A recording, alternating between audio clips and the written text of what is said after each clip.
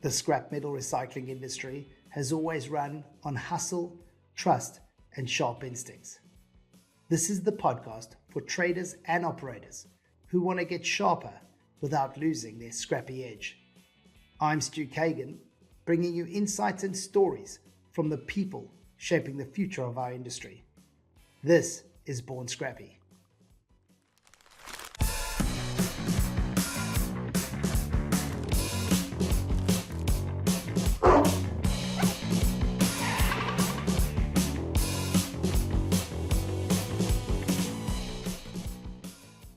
Hey, Steve. Welcome to Born Scrappy. Thanks for having me. I appreciate it. It's good to be here. Yeah, we spoke about this for a while, so I'm glad to get you on now. We've been trying to get somebody from EMR right at the top, but I guess the Shepherd brothers are a no-go, and they passed the baton over to you, Steve. Lucky me. Lucky you. Exactly right. Steve, before we get started, this season's all about masterclasses. This episode, we're going to be talking about mastering margin, where the scrapyards actually make or lose money, and trying to focus on where margin kind of disappears in yards. But before we get started, just to tell everybody who isn't aware, you're currently at EMR Global. So you're based in the UK now? So I'm the Chief Commercial Officer of EMR Group and based in the UK in Warrington. Okay. And previous to that, you were the Chief Commercial Officer in the US. Is that right? That is correct, yeah. Okay. So you got moved to UK, the UK for your sins, and now you're there. Tell us a little bit about how you got started in the industry and kind of all the way to today.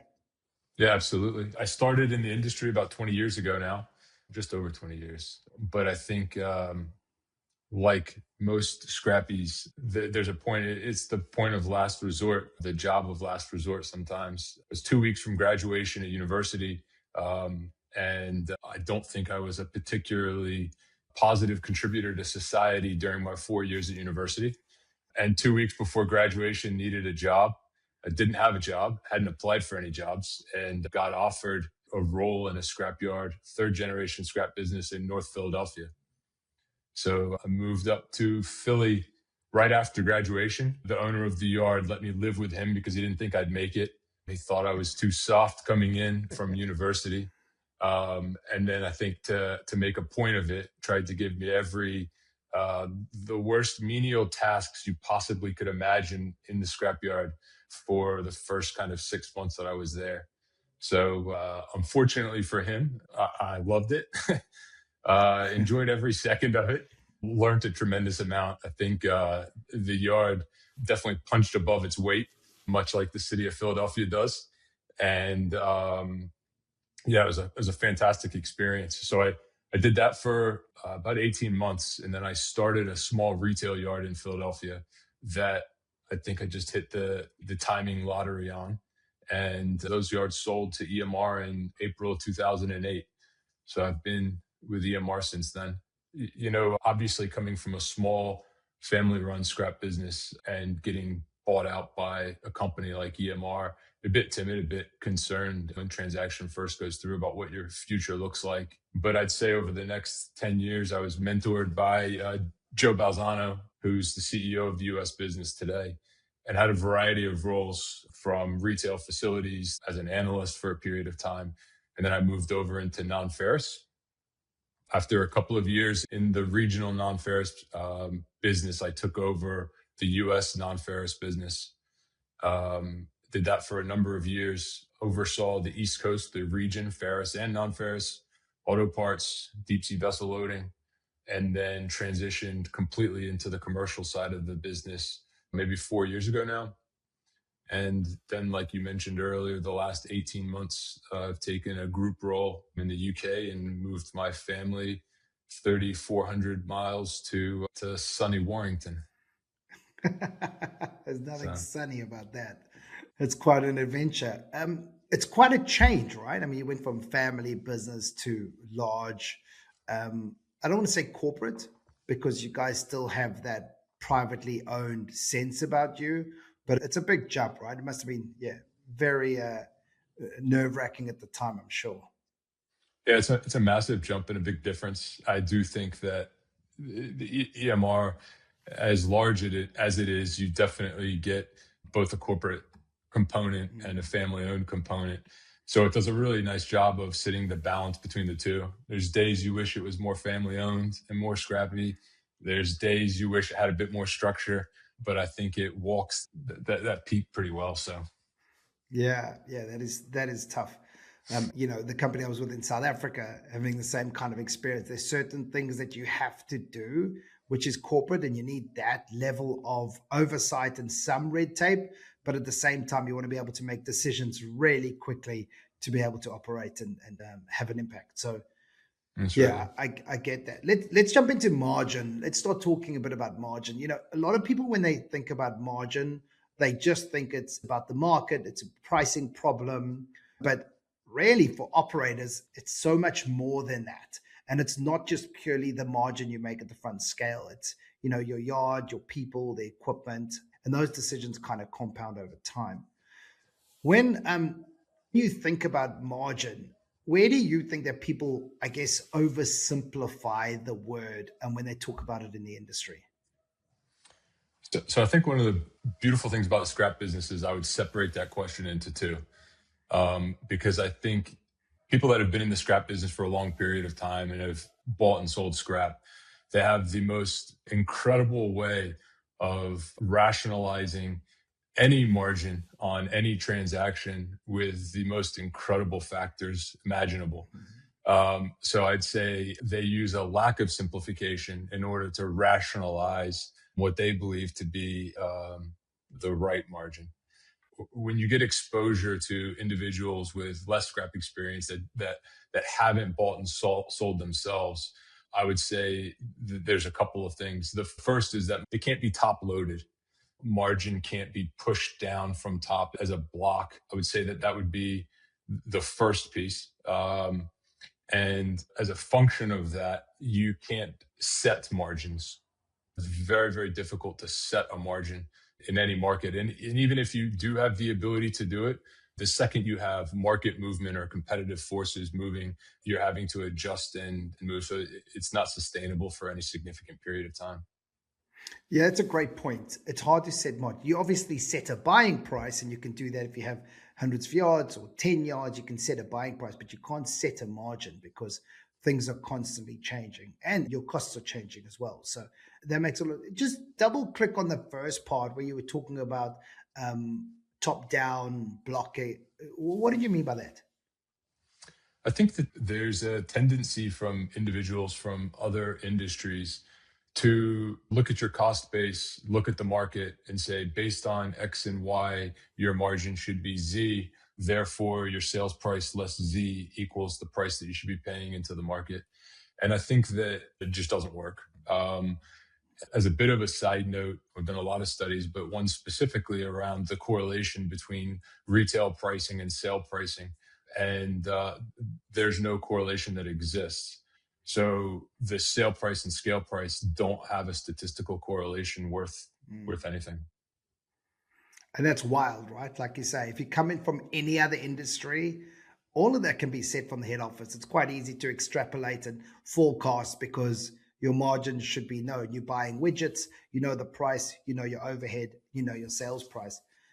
There's so much more to take into consideration in our industry. So let's delve a bit into that. So I guess most margin, most of the loss of margin doesn't always show up all at once. Where does margin usually disappear and where people don't even necessarily notice it? That's actually a pretty easy answer. And any process where you have a yield factor, I believe that invisible shrink, that pre-shrunk, that expectation of yield through a process, I would say is without question the easiest place for margin to disappear. And then usually there's a lag, some kind of lag between when you understand the true yield of material versus when you committed to buy it, when you bought it, or even when you processed it. So I would say that time lag against a yield factor, it's really easy to get upside down pretty quick. Yeah, I think you did simplify that. I'm glad I've asked you the easy questions. I'm going to ask them harder ones later on. But there's also things like labor inefficiencies. All of a sudden, that affect like downtime, um, you know, inventory problems that you might have. Quality. I don't know if you mean when you say yield, are you also talking about like downgrades and quality issues, or is it specifically just what's running through your equipment? Well, I think through the first two questions, there's a tremendous amount of grade creep. And grade creep can go both directions depending on how good you are, how good your teams are, how strong your processing equipment is. And so I would say grade creep is a large factor that is kind of an invisible or an unknown. Typically speaking, from let's say downtime or a labor inefficiency, generally speaking, I don't see them as one-offs. And you do have events within operations that are one-offs, but in yards that run efficiently, it's relatively straightforward. Where you have large inefficiencies, you already know that up front. Mm. I like the term grade creep. I got to be honest, I haven't heard it used before. Grade creep is something that you can manage when you're smaller, right? I was just the other day, we were interviewing somebody and we were just talking about how, before you grow, you have so much more influence of what's being bought at the front scale.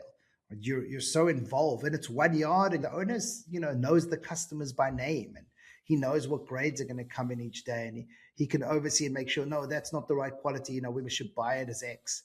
And it's when you start to become bigger that grade creep becomes a real issue. I guess what is the intention of it? It's not necessarily that people aren't trying to do their best in their job, but training is hard in this industry. Getting people to stand on their front scale that are fully trained and know what they should be buying it at is tough. Yeah, there's layers upon layers to this. In some of the more corporate scrap businesses, there's a general lack of discretion that exists, right? So the expectation of your workforce is different than it is in some, I think you're using the word scrappies yards.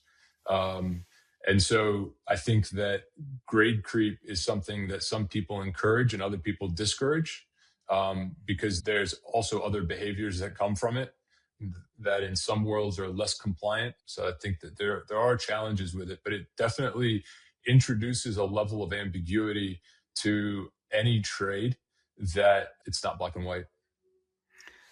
Look, I think we could talk for hours on that last bit of that topic. When you should want grade creep, when you shouldn't want grade creep, what is the intention behind it, and the difficulties to manage it, especially when you have multiple yards, how you should view that. It can affect the customer experience, how you're buying the material, you're focusing on upgrades. But we're not going to delve too much in that. Obviously, upgrading is a massive part of margin in our industry, but that mostly should come from equipment processing instead of robbing people at the front scale and trying to upgrade in that way.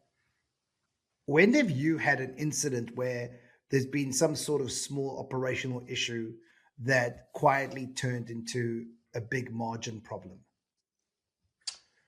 I, I think that when you look at the margins that most scrap businesses are working on, and then you look at the effect of small operational issues, it is scary the proportion of margin at risk with small operational issues.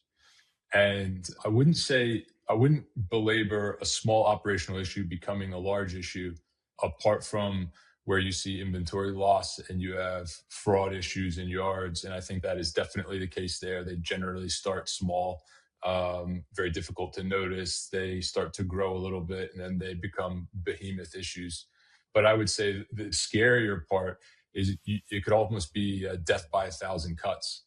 And so at 50 different points between when you've committed to buy material and when you've sold material, you can lose easily 10 to 20% of your gross margin at a minimum on each one of those issues throughout, and they add up very, very quickly.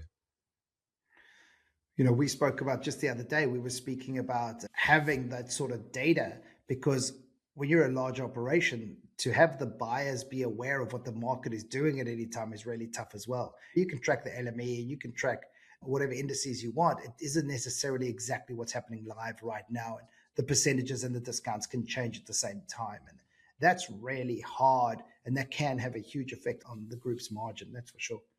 But that kind of talks a little bit about data. Now, how do you track data, I guess, in a larger operation?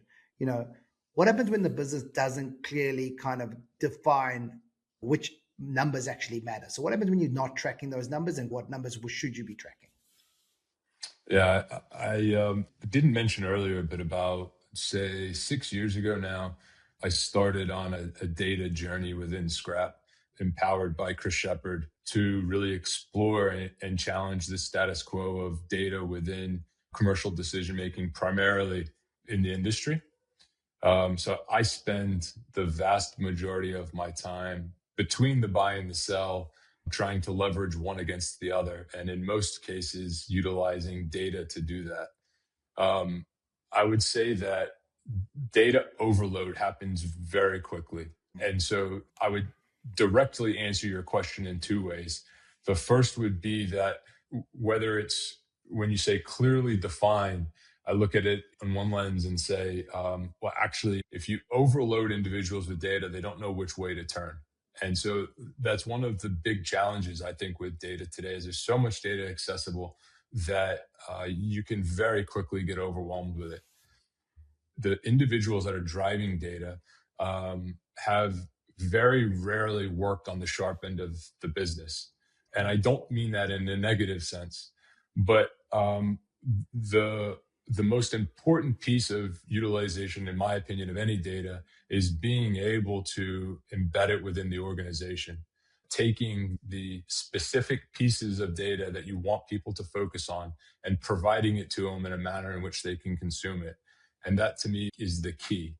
It's much less about what the specific metric is, and it's much more about the ability to consume that piece of data is key. The other side of it is that it's actually no different in a smaller operation than it is in a larger operation. It's all about delivery of expectation and managing expectation, right? So it's expectation setting within you are, where's your focus? What's your priority?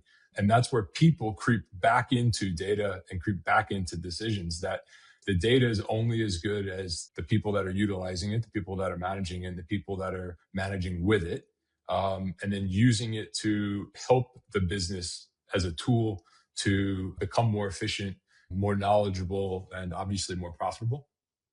Hmm. You know, you spoke about the people that are building it and designing the technology to pull that data haven't worked on the sharp end of the operation or the industry. And that's such a good point. I mean, it's so much to do with why I started the business I did. I just don't feel like there's technology out there that's been designed by people in our industry. And we spoke at the REMA event a while ago about why is it that companies struggle to build their own? And the main reason is you can hire all the engineers you want to build your own system. But if you're not going to give them somebody full time that's worked in the industry for 20 odd years in all different levels of the business, if you're not going to give them that, then how are they going to just be able to work out what data and what are the things that you're looking for? And most companies, maybe you actually said it to me right there. You were like, it's hard enough to find good scrap guys with 5 years experience, let alone 20 who's going to sit with an engineer for 2 years. And that's one of the key things. Yeah, I mean, I think even in looking at what you've developed, what becomes readily evident is the nuance in it. And from a user experience perspective and a user interface, there's a logic to it that you have to have experienced it in order to do it in the way that you've done it. And that comes across very clearly, but incredibly important. And I would echo what you said, that there is a desire by leadership within the industry to say, we need data or we need technology or we need software solutions. And the answer to that must be, okay, I go out and hire an individual who's going to do it for me. And I'm going to give it to them to do. And it just doesn't work like that. Stephen, I want to just ask you one more thing about the data. Is there any specific data points that you believe every company should be looking at? I mean, there's quite a few and we get overwhelmed by the amount of data, but is there something that, like, if I have 3 yards or 80 yards or even 1 yard, is there something that I should definitely, no question, be looking at on a weekly, daily, monthly basis, whatever it might be? I believe that data point is the spread between what you can sell material for at any one given time and what you just committed to buy it for. So the gross margin, is that what you're saying? The actual margin between the scale and the sales price. At the point that you make the commitment, yes. Which commitment? The sale commitment or the buy commitment, or both? Buy commitment, The not buy the sale commitment. commitment. Right. So you want to really be monitoring super closely your buy prices as much as possible. That's my opinion, yes. Steve, I was advising somebody the other day, which I sometimes do on the side, and one of the key things I picked up was that the CEO, and they only had 1 yard, didn't have any idea of what the buy prices were. And it's 1 yard, it's a family operation, and I'm like, how do you not know the buy price? And they said, well, I'm focused on other things. And I said, literally, that is the first place we're going to start, because once you can actually understand how you're calculating the buy price, only at that stage can you start to look at, well, what are my overheads? When I break that down, what does that cost per ton or cost per pound? If you don't know what your margin is, if you don't know how you're setting that buy price, there's actually no way you can work out you can't work out your gross profit. You can't work out your net profit, because I guess that's where it starts. It's a valid point. Yeah, I think that I have to admit that when you sit in the middle of the two transactions, and even at 1 yard, so if you have a single yard and you have people on the road buying, or you're scale buying, and you have another family member selling the material, or you have somebody on the sales side selling the material, and you're sitting between the two, there's points of times where like one is an input and one becomes an output.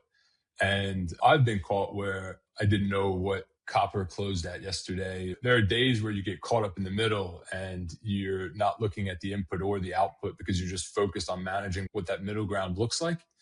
And then obviously you have what you said, which is they just have no idea the buy, the sell, or the middle, which is a bit different. Which is not the place you want to land up in. I wouldn't think so. So I guess anybody who's listening, for me, it's really like, if you want to start, if you're having a few issues on margin or profit in general, start at what you're paying. Like, start as simply as what you're paying. Look at how you're selling. Do you have one buyer only?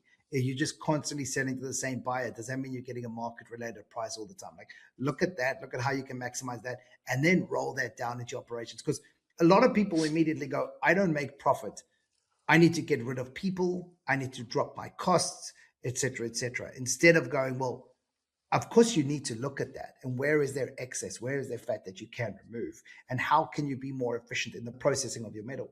But really, what is your buy and sell margin? And how can you maximize your gross margin? And just to clarify, I guess, because this is a masterclass, if people aren't sure what I mean by gross margin and net margin, gross margin is the difference between buying and selling.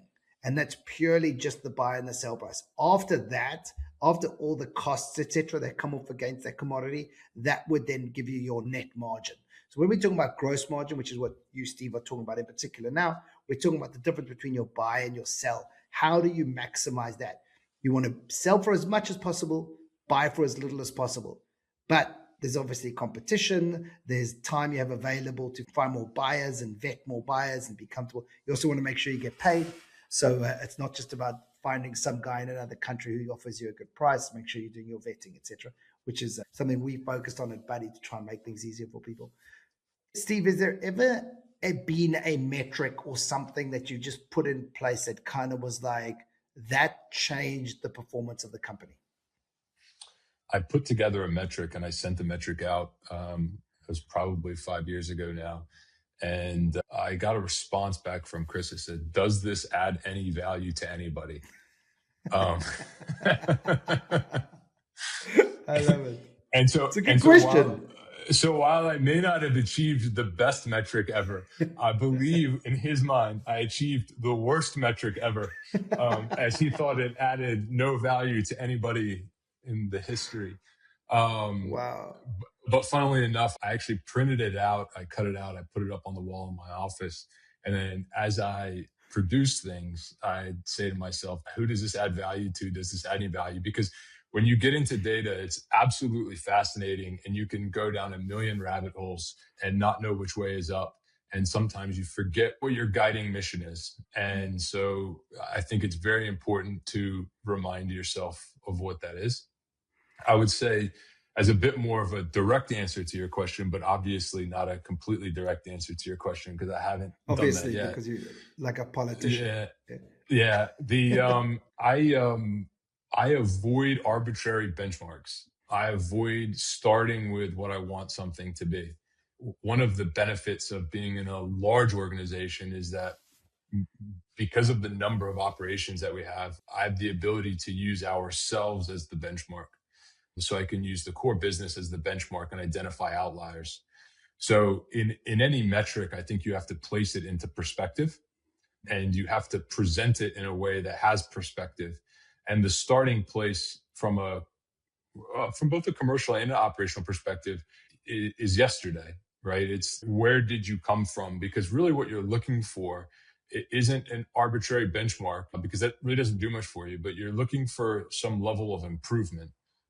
Or you're looking for more of a line than you are looking for a specific number. At least I am.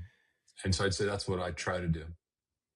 You touched on a great point, where it's like data for the sake of data, right? And that's what the email said to you. Like, is this going to add any actual value? And so many times I look at software systems in our industry and you can pull reports till the cows come home, but it's an oversupply of data.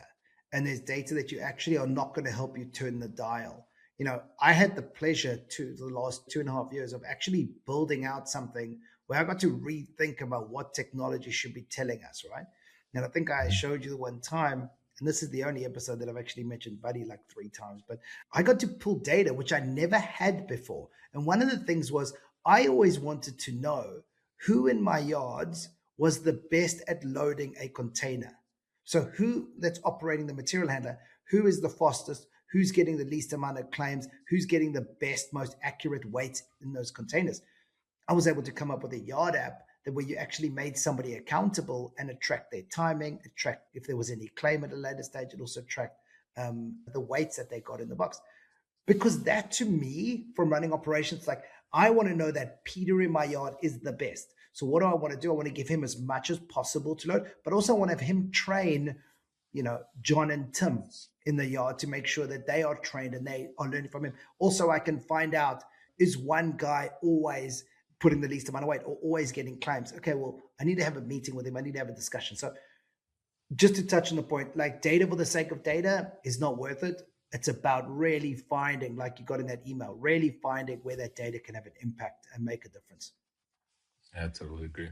It is becoming a bit of a data conversation, but with I love it, and hopefully we haven't lost half the listeners. So I'm shocked if any are left, but go ahead. So when we talk a little bit more about data, multiple yards, where do you see the operational data that is being collected but not actually turned into better decisions? So we were talking about that you might have too much, but where are we not utilizing enough of this data? From a commercial perspective, I think it's collected in a sense. I don't think it's aggregated or cleaned, and I don't see it heavily utilized at all. From a strictly operational sense, I think that the use of telematics and where telematics sit and how they're incorporated into operational decision making.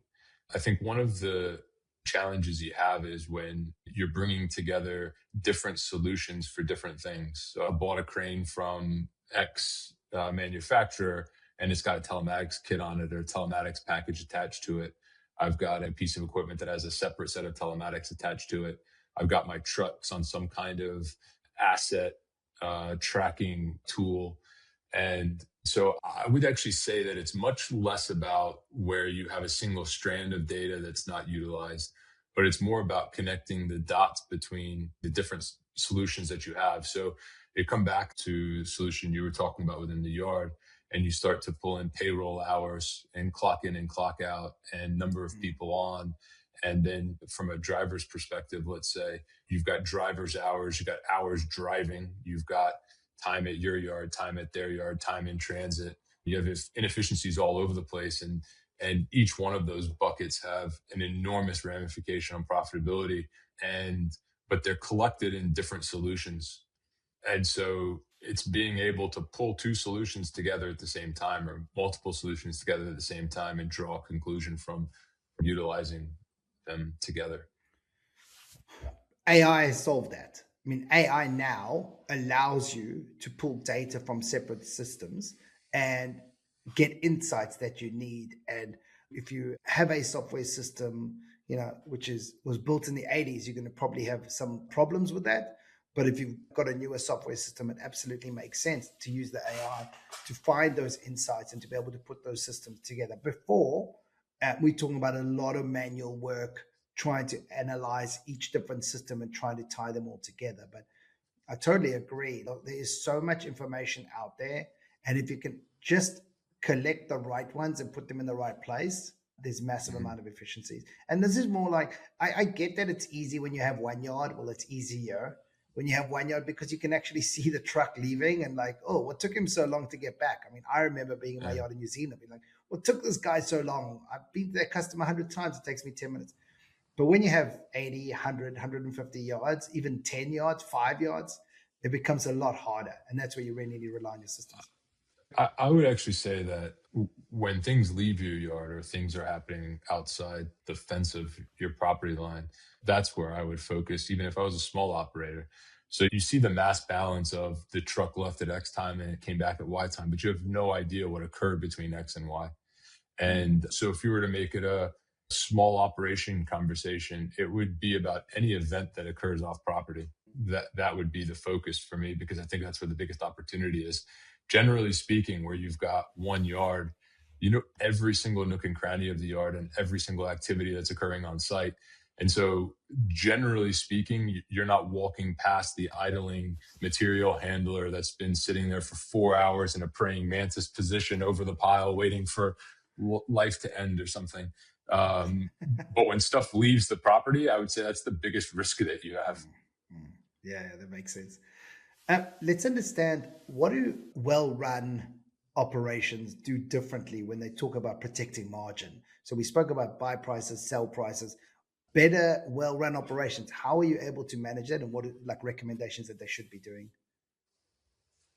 When I think of larger organizations with well-run yards, I think what the advantage that they have is availability of professional resource.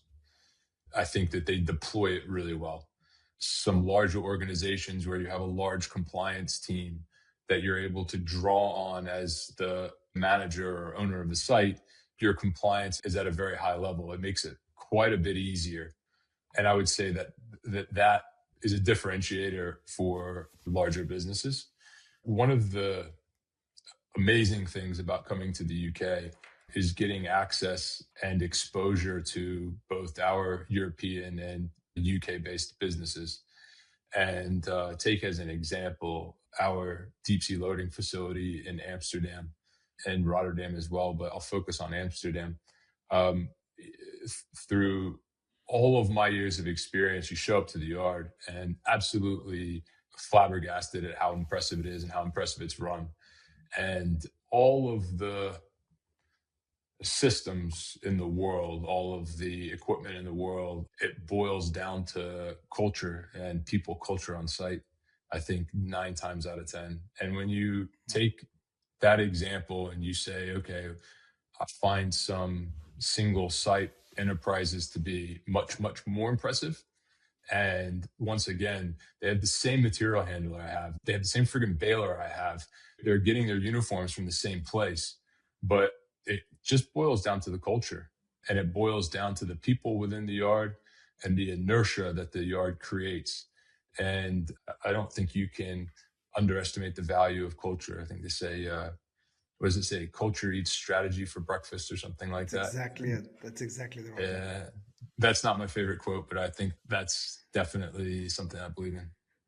It's interesting because we're talking about, how can smaller operators, I mean, smaller compared to EMR, right? How can they have an impact? And it's quite interesting because you've seen so many yards, and really what sticks out for you is the team and the culture. And a lot of people give it lip service. I was speaking to somebody the other day, just like so many people say that, yeah, we're all about our people. But actually in practice, and I go and see a lot of yards, there's no way that's true.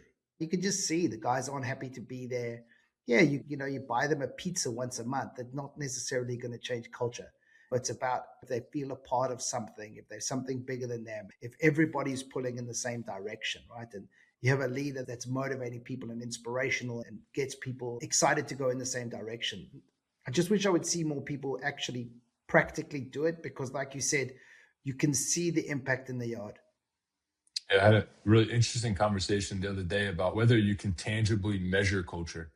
As much as I love data and as many listeners have dropped off because it's all we've talked about, culture to me is purely gut feel. You walk in, you feel culture, you feel inertia, and there's no substitute for the feeling.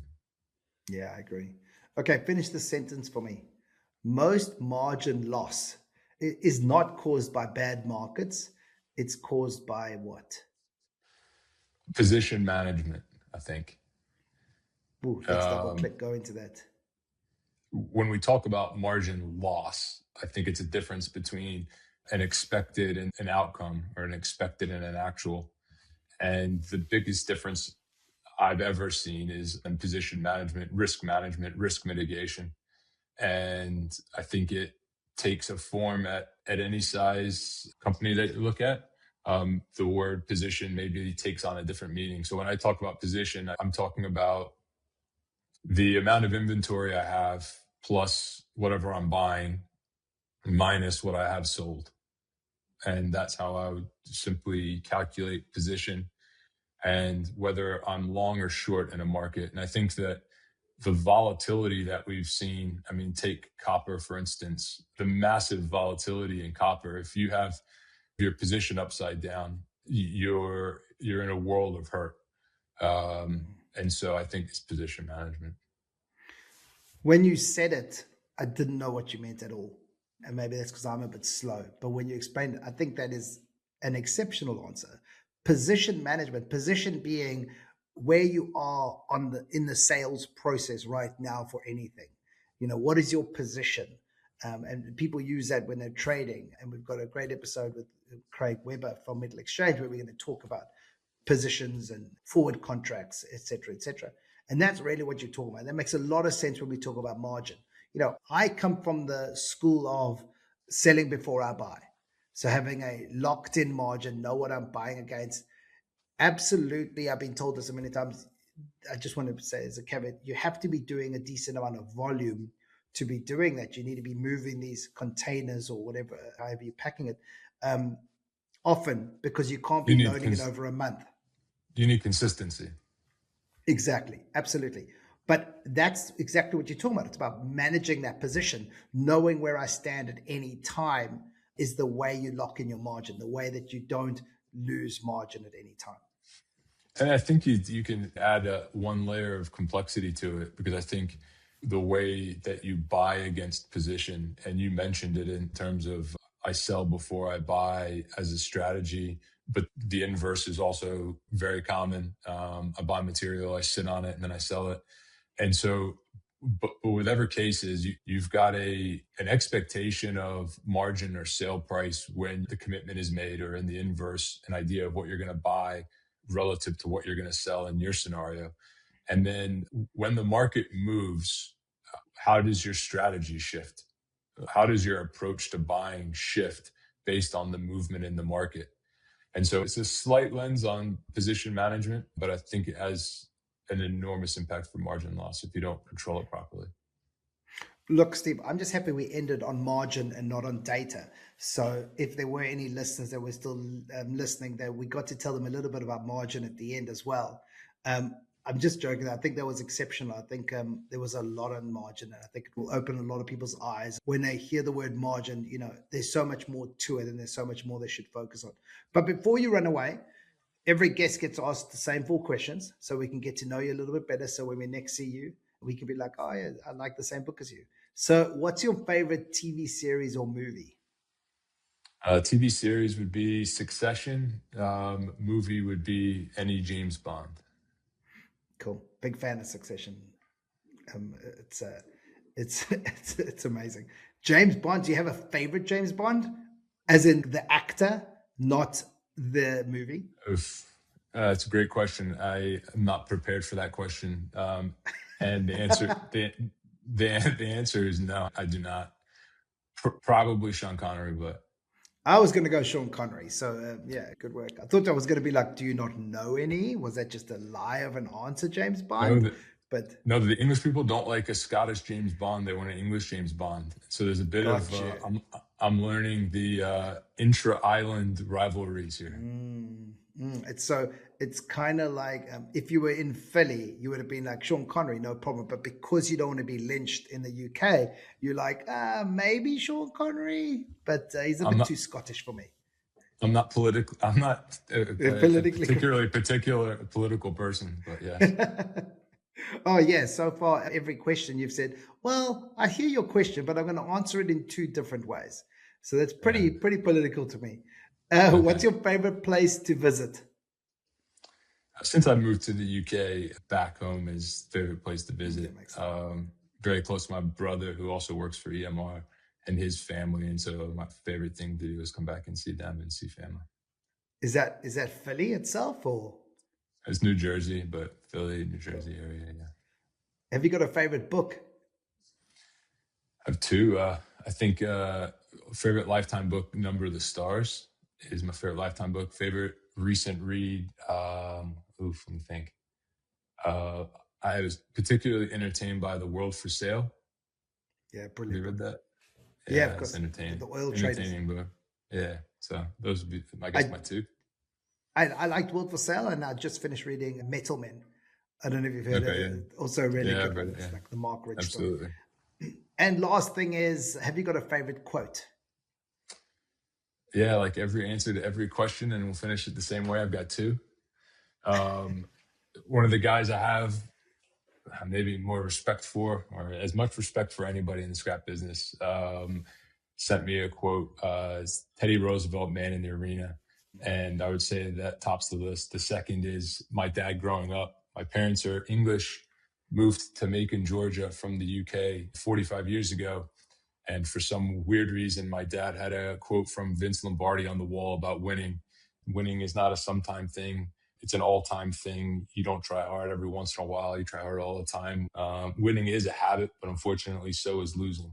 And he used to make a stand and recite it before a big game or a big project or a big test or something. So yeah, those would be my two. That is awesome. You didn't mention who the person was who sent you Man in the Arena. A guy I have a tremendous amount of respect for. Okay, and you say you're not a politician. So that is one of my favorites too. Love Man in the Arena. Steve, this has been lots of fun, man. Thanks for joining Born Scrappy. You're welcome. Cheers. That's it for this episode of Born Scrappy. If you have any questions, stories, or topics you want us to dig into, send them my way. Until then, keep it scrappy.